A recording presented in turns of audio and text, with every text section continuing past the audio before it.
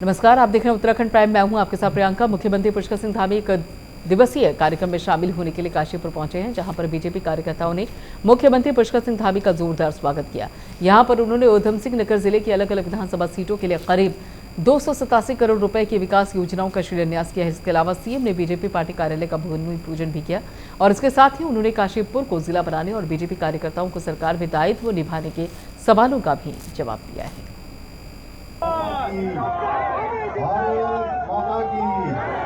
Bharatiya Janata party जिंदाबाद। Bharatiya Janata party जिंदाबाद। नरेंद्र मोदी जिंदाबाद। नरेंद्र मोदी जिंदाबाद।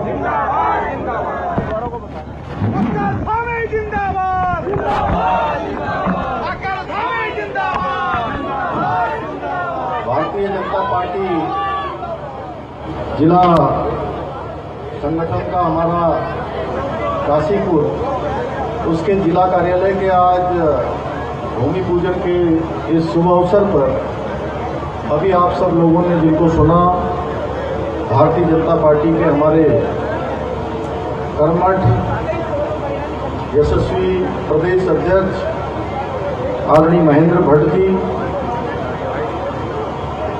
इस क्षेत्र के लोकप्रिय सांसद और भारत सरकार के रक्षा एवं पर्यटन के मंत्री आदरणीय अजय भट्ट जी, हमारे प्रदेश महामंत्री संगठन आदरणीय अजय जी, भारतीय जनता पार्टी के जिलाध्यक्ष भाई गुंजन सुखीजा जी, प्रदेश महामंत्री आदरणीय खिलेंद्र चौधरी जी, आदरणीय राजेंद्र बिष्ट जी, आदरणीय आदित्य कोठारी जी, इस जिले के प्रभारी आदरणीय सुरेश भट्ट जी, काशीपुर क्षेत्र के लोकप्रिय विधायक आदरणीय त्रिलोक सिंह चीमा जी, गदरपुर क्षेत्र के लोकप्रिय विधायक आदरणीय अरविंद पांडे जी, प्रदेश संयोजक कार्यालय निर्माण श्री आशीष गुप्ता जी, मेयर काशीपुर श्रीमती उषा चौधरी जी, प्रदेश मंत्री श्री गुरविंदर सिंह चंडोक जी, श्री राम मल्होत्रा जी, रुद्रपुर के हमारे लोकप्रिय विधायक आदरणीय शिव अरोड़ा जी, मंच संचालक श्री डॉक्टर सुदेश कुमार जी, श्री मोहन सिंह बिष्ट जी, मंचासीन हमारे सभी पदाधिकारीगण, सामने बैठे हुए हमारे प्रदेश मंत्री भाई विकास शर्मा जी, श्री दीपक बाली जी, सीमा चौहान जी, मनोज जी, शीतल जी, एन प्रीति जी और मंजू जी, और मैं अगर नाम लूं तो मैं सोचता हूं कि मैं सबका नाम ले लूंगा कांग्रेस भाई, नीता चौहान जी, एवं यहाँ पर उपस्थित हमारे दूर दूर से आए हुए हमारे इन 4 विधानसभा क्षेत्रों के सभी देवतुल्य कार्यकर्ता भाइयों एवं बहनों, उपस्थित पत्रकार मित्रों एवं छायाकार बंधुओं, आज हमारे लिए बहुत बड़ी खुशी का दिन है, क्योंकि काशीपुर क्षेत्र में मां बाल सुंदरी देवी का आशीर्वाद और आप सबकी सेवा, समर्पण और पार्टी के प्रति जो सच्ची निष्ठा है, उसके बल पर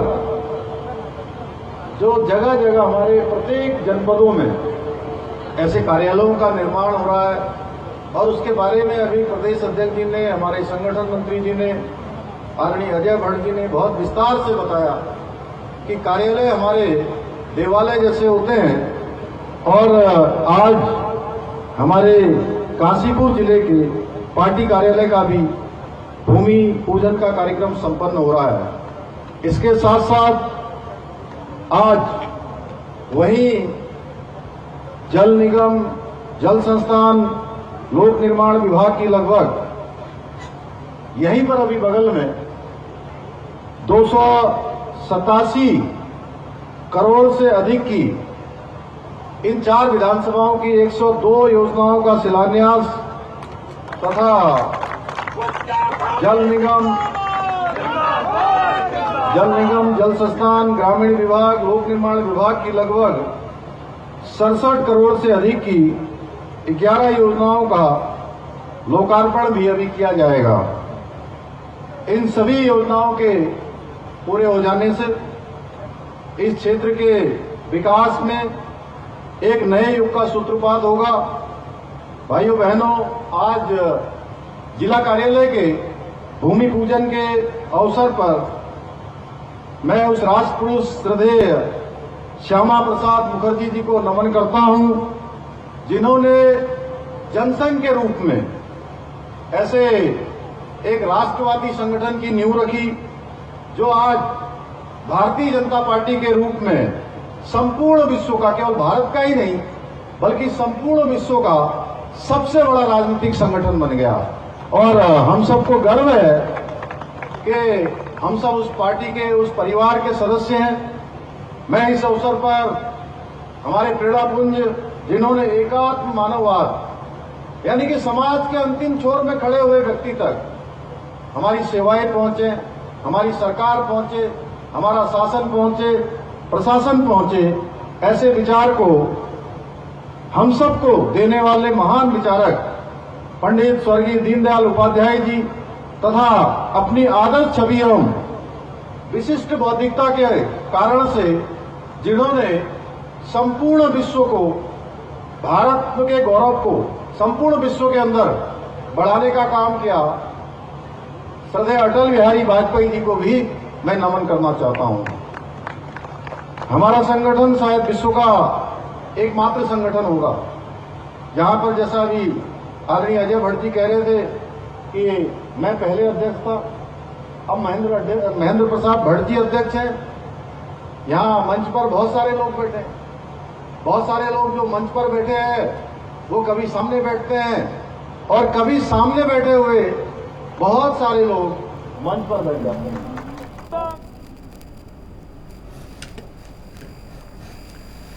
मोदी सरकार के 30 मई को 9 साल पूरे हो रहे हैं और इस उपलक्ष्य में बीजेपी देश भर में 30 मई से 30 जून तक महासंपर्क अभियान चलाने जा रही है। इस संबंध में बीजेपी प्रदेश मीडिया प्रभारी मनवीर सिंह चौहान ने जानकारी देते हुए बताया कि मोदी सरकार के इस 9 साल के कार्यकाल के दौरान जो ऐतिहासिक कार्य हुए उनको जन जन तक पहुंचाने का कार्य इसे संपर्क अभियान के माध्यम से किया जाएगा और जिसमें देश भर में पार्टी के 16 लाख कार्यकर्ता करोड़ों लोगों से संपर्क स्थापित कर मोदी सरकार की उपलब्धियों को बताने का कार्य करेंगे। साथ ही उत्तराखंड में भी प्रत्येक लोकसभा क्षेत्र में इस अभियान को चलाया जाएगा और प्रत्येक लोकसभा क्षेत्र के लगभग 250 प्रतिभाओं को सम्मानित करने का कार्य भी होगा।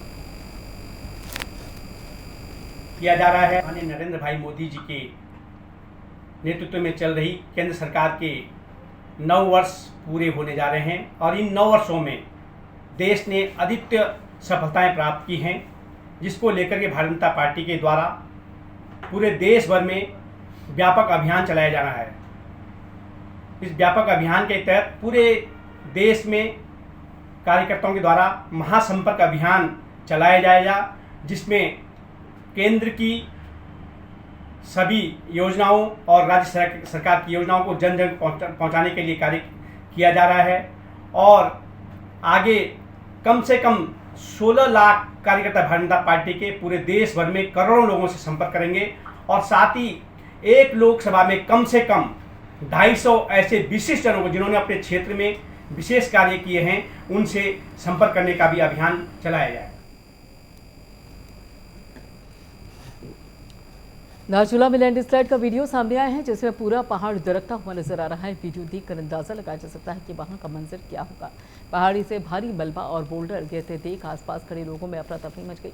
जिस समय ये घटना हुई उस समय कुछ यात्री आदि कैलाश के लिए जा रहे थे। पहाड़ी दरकने का वीडियो धारचूला तवाघाट और लिपुलेख नेशनल हाईवे पर गर्भाधार का बताया जा रहा है। हाईवे पर मलबा आने से तवाघाट लिपुलेख मोटर मार्ग बंद हो गया। गनीमत रही कि वहां पर किसी तरह की जनहानि की कोई खबर नहीं है।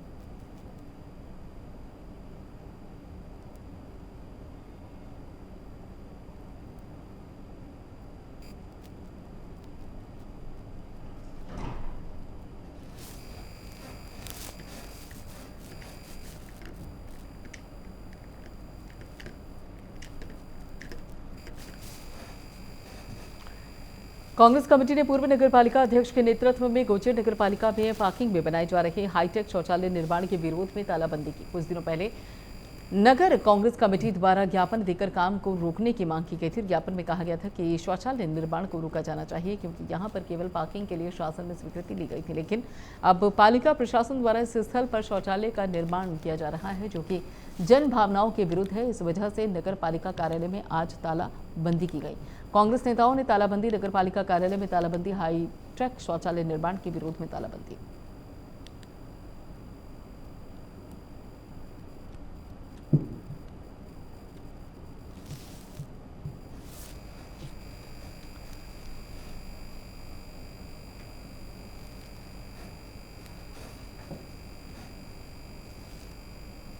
अंतर्राष्ट्रीय मिलेट वर्ष के उपलक्ष्य में कृषि विभाग उत्तराखंड द्वारा देहरादून में आयोजित उत्तराखंड श्री अन्न महोत्सव 2023 के तीसरे दिन कार्यक्रम में मुख्य अतिथि के रूप में महाराष्ट्र के पूर्व राज्यपाल और उत्तराखंड के पूर्व मुख्यमंत्री भगत सिंह कोश्यारी विशिष्ट अतिथि के तौर पर शिरकत की। इस अवसर पर महोत्सव में उपस्थित सभी अतिथियों ने मिलेट्स पर आधारित विभिन्न स्टॉल्स का निरीक्षण किया।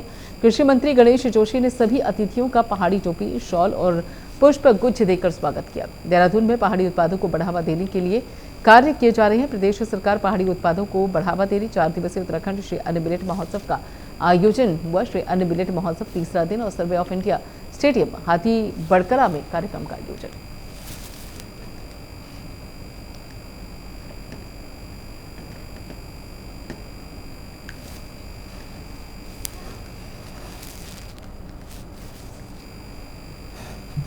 भारत सरकार की योजना के अंतर्गत पीएम नरेंद्र मोदी के नेतृत्व में युवा संगम कार्यक्रम की शुरुआत हुई है, जिसके तहत शिक्षा मंत्रालय ने आईआईटी रुड़की और एनआईटी वारंगल को उत्तराखंड और तेलंगाना राज्यों के बीच में युवा आदान प्रदान आयोजित करने के लिए चुना।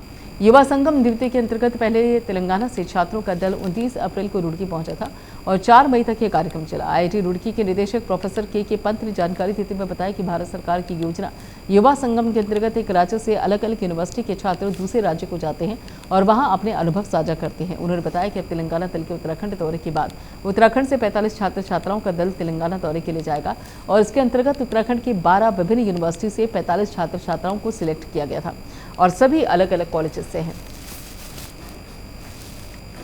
जैसा कि आप जानते हैं कि युवा संगम जो है हमारी सरकार ने एक नया स्कीम चलाई जिसमें छात्र जो हैं अलग अलग यूनिवर्सिटीज़ से स्टेट वाइज दूसरे स्टेट में जाते हैं और उनसे वहाँ इंटरेक्ट करते हैं। एंड ये एक तरह से साइंटिफिक, एजुकेशन और सोसाइटल, तो हर तरह की चीज़ों का संगम है।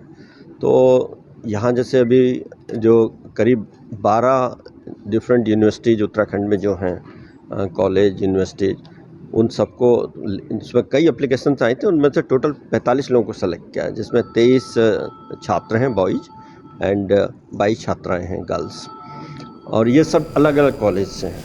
तो इसका एक पर्पज़ तो यह है कि यहाँ उत्तराखंड में जो डिफरेंट कॉलेज और यूनिवर्सिटीज़ हैं उनके बीच में भी एक इंटरेक्शन ज़रूरी है। पर्यटन नगरी मसूरी में रहने वाले लोगों के लिए राहत भरी खबर सामने आई है। 144 करोड़ लागत वाली केंद्र सरकार की महत्वाकांक्षी यमुना मसूरी पेयजल पंपिंग योजना का काम लगभग पूरा हो चुका है। एक दिन पहले यमुना नदी में मसूरी के राधा भवन स्टेट के पानी के टैंकर्स में पानी पहुंच गया था और इस योजना के पूरा होने के बाद आने वाले लगभग 40 साल तक मसूरी को पेयजल की समस्या नहीं होगी। मसूरी ट्रेडर्स वेलफेयर एसोसिएशन ने सदस्यों को इसको लेकर खुशी जाहिर की है। बहुत ही खुशी का दिन है।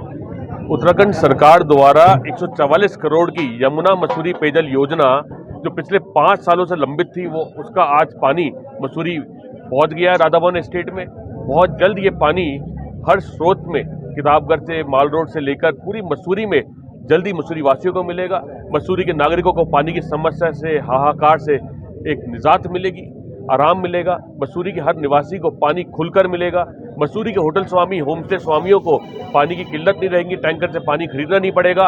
एनजीटी और पीसीबी के जो परेशानियां हमारे होटल स्वामी, होमस्टे स्वामी झेल रहे हैं, उससे मदद मिलेगी। उसमें एक सफलता मिली हमें इस पानी को लाने में, हम इसके लिए बहुत बहुत धन्यवाद करते हैं उत्तराखंड सरकार का, माननीय मुख्यमंत्री हमारे धामी जी का, हमारे माननीय मंत्री गणेश जोशी जी का, हमारे माननीय मुख्य सचिव एस एस संधू साहब का, हमारे पूर्व मुख्यमंत्री हरीश रावत जी का, जिन्होंने इसका सबसे पहले क्रिया निवास कर 2 करोड़ रुपए की धनराशि सैंक्शन करी थी। सीबीएसई का रिजल्ट आने के बाद राज्य के अटल उत्कृष्ट विद्यार्थियों के लिए रिजल्ट को लेकर शिक्षा विभाग के अधिकारी नाराज हैं।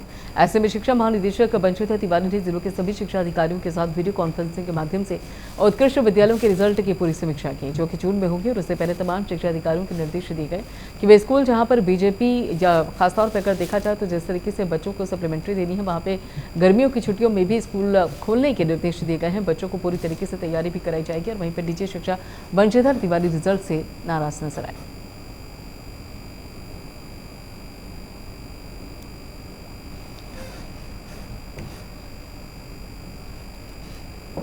मसूरी में बहुउद्देशीय यमुना मसूरी पेयजल पंपिंग योजना के सफल परीक्षण के बाद मसूरी वासियों ने खुशी का माहौल है। वहीं पर भारतीय जनता पार्टी मसूरी मंडल ने प्रेस वार्ता आयोजित कर मुख्यमंत्री पुष्कर सिंह धामी को राज्यसभा सांसद अनिल बलूनी और मसूरी विधायक कैबिनेट मंत्री गणेश जोशी का आभार व्यक्त किया। मसूरी में पानी की कमी को देखते हुए केंद्र सरकार ने 144 करोड़ रुपए की मसूरी यमुना पंपिंग योजना स्वीकृति दी, जो आगामी 40 साल तक मसूरी में पेयजल की दिक्कत नहीं होगी।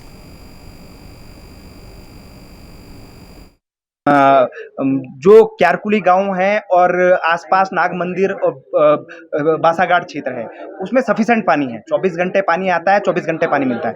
परंतु जो वहाँ का टूरिज्म से लगा हुआ क्षेत्र है, जैसे मसूरी झील और आसपास के एरिया, भट्टा के आसपास का एरिया, उसमें थोड़ा सा पर्यटन सीजन में पानी की दिक्कत आती है। परंतु अगर मसूरी में पंपिंग योजना का पर्याप्त मात्रा में पानी रहेगा तो धोबीघाट हमारे पास एक ऑप्शन दूसरा बचता है कि जो धोबीघाट से पंप किया जा रहा है मसूरी, उस पानी को क्षेत्र में इस्तेमाल किया जा सकता है।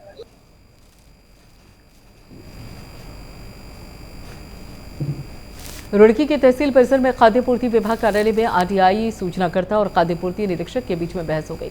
आरटीआई सूचनाकर्ता का आरोप है कि खाद्य आपूर्ति विभाग के अधिकारी भेदभाव कर रहे हैं।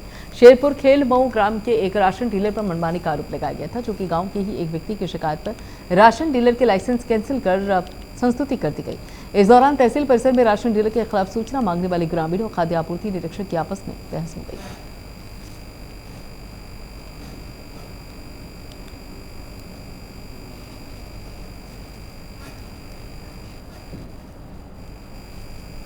उधर डोईवाला के शहीद दुर्गमल राजकीय महाविद्यालय कॉलेज में 2 दिवसीय छात्र संघ समारोह का आयोजन किया जा रहा है, जिसमें आज प्रथम दिन मुख्य अतिथि के तौर पर डोईवाला के विधायक मौजूद रहे। कार्यक्रम की शुरुआत विधायक बृजभूषण गैरोला और महाविद्यालय के प्राचार्य छात्र संघ अध्यक्ष राजकीय किरण ने दीप प्रज्वलित कर किया।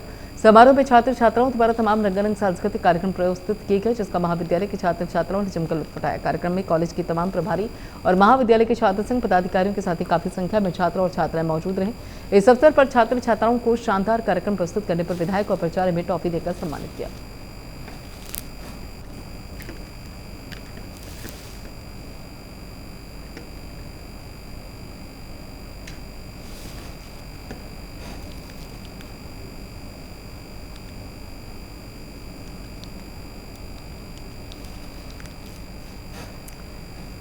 रानीखेत में महिला कांग्रेस कमेटी के तत्वाधान में कर्नाटक विधानसभा चुनाव की प्रचंड जीत पर मिष्ठान वितरण कर जश्न मनाया गया। रानीखेत जिलाध्यक्ष गीता पवार के नेतृत्व में जश्न मनाया गया। महिला जिलाध्यक्ष गीता पवार ने कहा कि कर्नाटक में नफरत की दुकान बंद हुई, वहीं कांग्रेस की मोहब्बत की दुकान खुली है। इस दौरान उन्होंने भारत जोड़ो नफरत छोड़ो सफल हुआ के नारे लगाए हैं।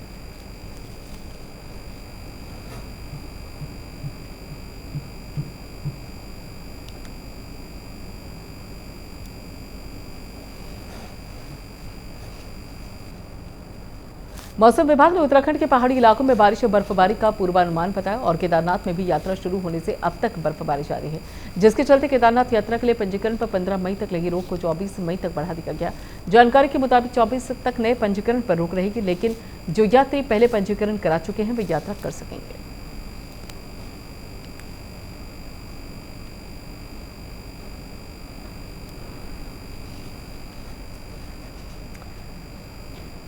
उधर सितारगंज में चोरी की 10 बाइक के साथ ही पुलिस ने 3 चोरों को गिरफ्तार किया। तीनों आरोपियों के कब्जे से 10 बाइक बरामद की गई, जिनमें तीनों बाइक की चोरी का मुकदमा दर्ज था और तीनों चोरों में एक बाइक मैकेनिक भी शामिल था। पुलिस ने तीनों आरोपियों को कोर्ट में पेश कर जेल भेज दिया।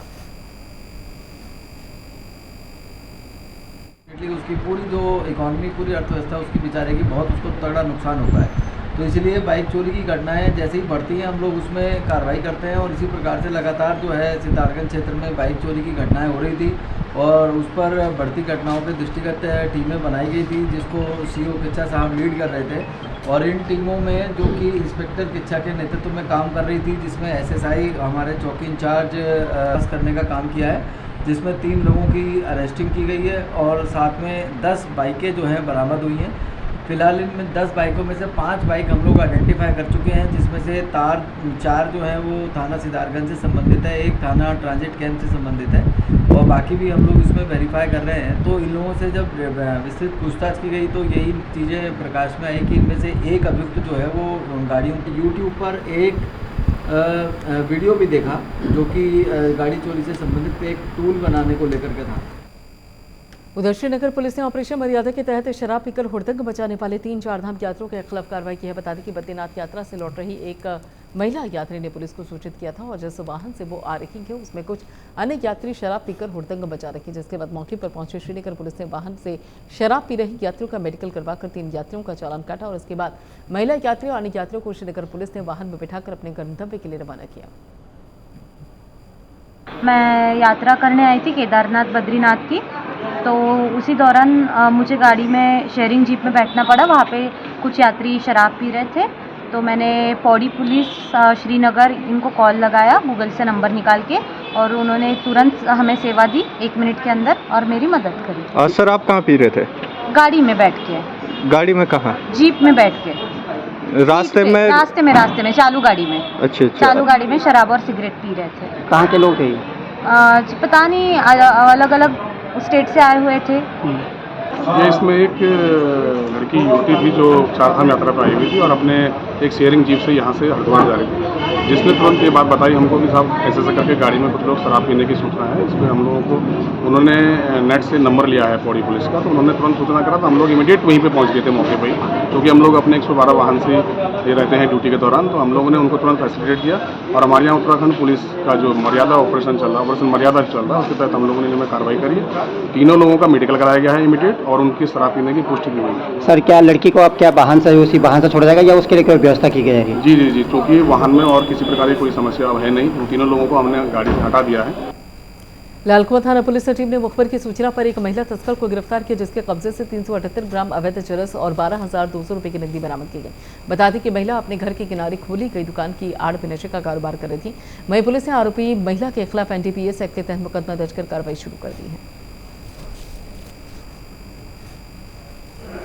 14 मई को लालकुआं पुलिस के द्वारा सघन चेकिंग की जा रही, तो सूचना के आधार पर एक महिला के द्वारा चरस बेचने की सूचना हमें मिली, जिसके क्रम में जब हमारे द्वारा पुलिस गणों के द्वारा उसके घर पे चेकिंग और दुकान पे चेकिंग की गई, तो यह पाया कि महिला दुकान पे चरस रखकर उसकी बिक्री कर रही थी, जिसके लिए चेकिंग के दौरान उसमें 378 ग्राम चरस बरामद हुआ और महिला से इसके कारण पूछा तो उसने कोई भी लाइसेंस उसके द्वारा नहीं बताया गया, तो उसको मौके पर गिरफ्तार किया। चलिए फिलहाल इतना ही, बाकी खबरों के लिए आप जुड़ रही प्राइम न्यूज़ के साथ।